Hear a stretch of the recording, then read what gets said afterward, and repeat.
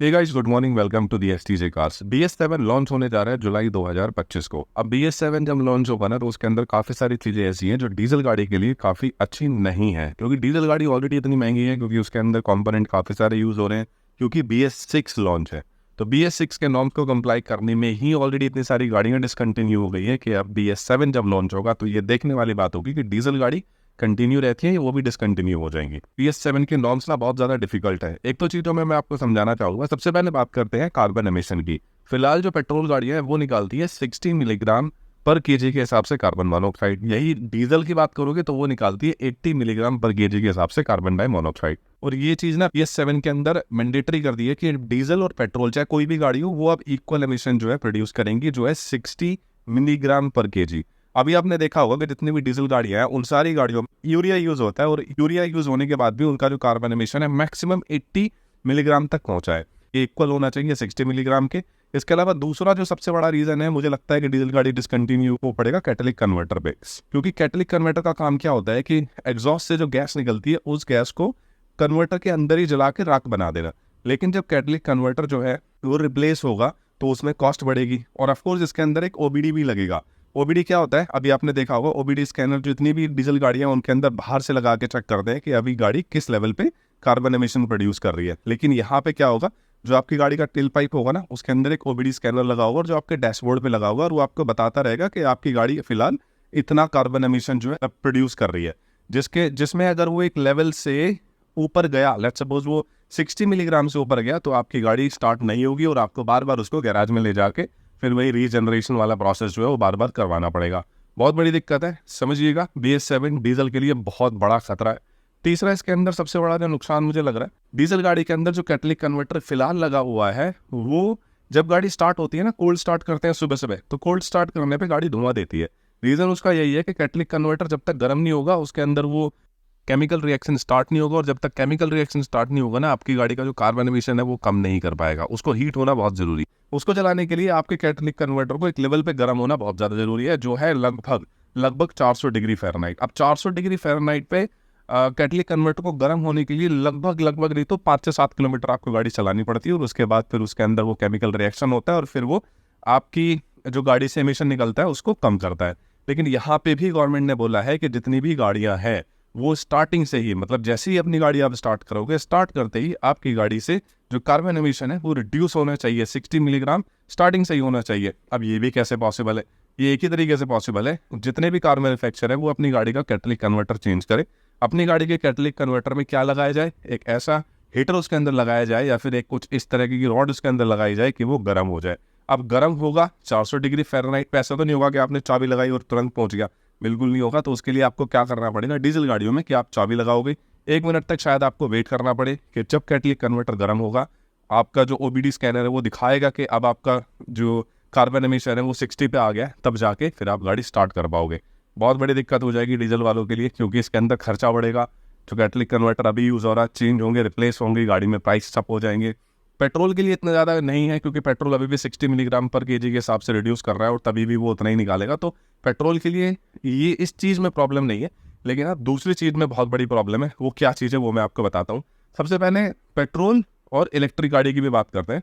ऐसा नहीं है कि कार्बन एमिशन सिर्फ डीजल गाड़ियों के लिए खतरा है भाई, ये इलेक्ट्रिक वाहनों के लिए और पेट्रोल वाहनों के लिए भी खतरा ही है। क्यों? उसके लिए मैं आपको बताता हूँ क्यों।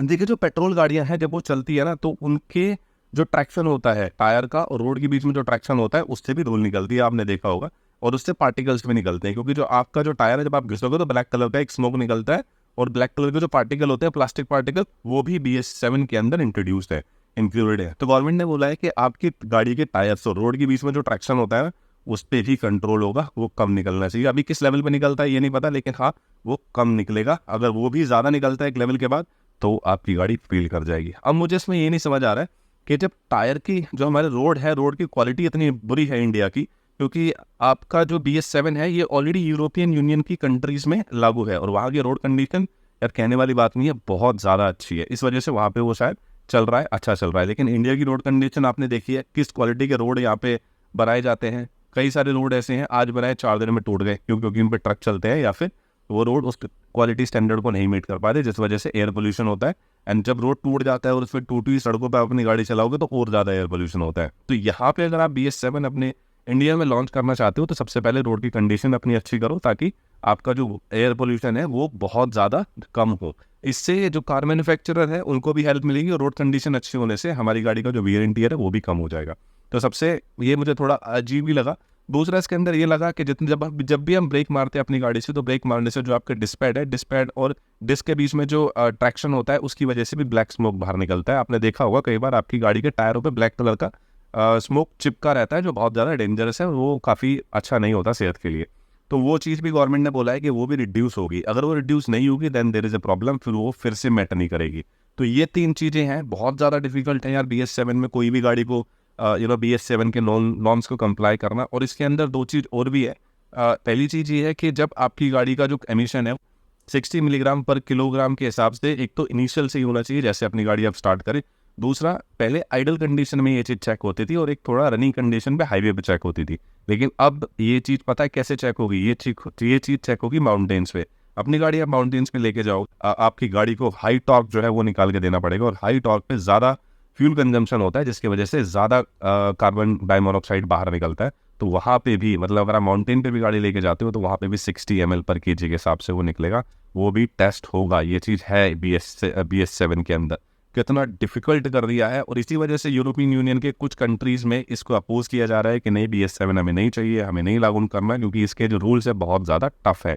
एंड ऑफ कोर्स जब आपकी गाड़ी हाईवे पे चलेगी और वो कम एमिशन निकालेगी, तो जिसकी वजह से फ्यूल कंजम्पशन कम कर रहा होगा, और जब फ्यूल कंजम्पशन कम होगा तो आपकी गाड़ी की जो पावर है, माइलेज है, वो ड्रॉप होगी। एक तरह से माइलेज बढ़ जाएगी लेकिन पावर बिल्कुल ड्रॉप होगी। तो जो अभी डीजल इंजन चला रहे हैं, TDCI, टर्बो, ज़बरदस्त वाले इंजन डीजल वाले, भाई उनके लिए प्रॉब्लम है, वो मज़े ले रहे हैं, पुराने इंजन के साथ मज़े लेते रहो। लेकिन नया BS7 बहुत ज़्यादा डिफिकल्ट है। अभी BS7 में जो नई पेट्रोल इंजन आप देखोगे वो या तो आपको टर्बो इंजन मिलेंगे या फिर आपको मिलेंगे TGDI इंजन। यही इंजन सक्सेसफुल है BS7 के लिए, और यही इंजन आपको आगे देखने को मिलेंगे, क्योंकि इन इंजन में आपको एयर इनटेक काफ़ी अच्छा होता है, एयर फ्लो काफ़ी अच्छा हो जाता है, जिस वजह से आपकी गाड़ी को पावर अच्छी मिल जाती है, कम पेट्रोल कंजम्पशन या कम डीजल कंजम्पशन पे। तो ये चीज़ें हैं जो BS7 के अंदर इंट्रोड्यूस होने वाली है जुलाई के अंदर।